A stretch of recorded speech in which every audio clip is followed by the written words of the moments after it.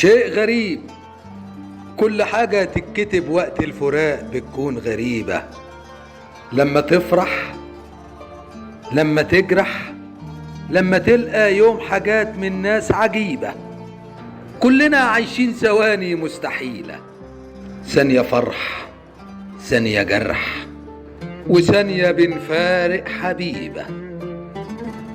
والغريب ان احنا عايشين ببساطة، فينا اللي رافع راسه واللي طاطة، فينا اللي بيسايس في قلبه عشان يعيش، واللي بيداري في جرحه عشان مفيش، واللي بيبيع في حياته عشان ولاده ياكلوا عيش، واللي استنى قطر فاته، واللي مات في ذكرياته، واللي مستني النهاية تكون سعيدة، واللي راكب واللي ماشي، واللي طيب واللي قاسي.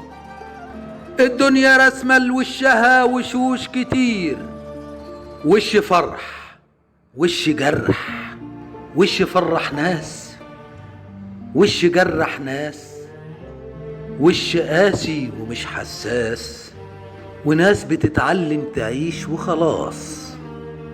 والفلوس حل ملعون فيه كابوس، واللي عاش بالجنيه عالناس يدوس. دنيا فيها المر اكتر من الحلاوة، والحرامي فيها عايش عالشقاوة، والجدع فيها بيمسح في المراية. يلا هي دي اخر الحكاية، من البداية للنهاية.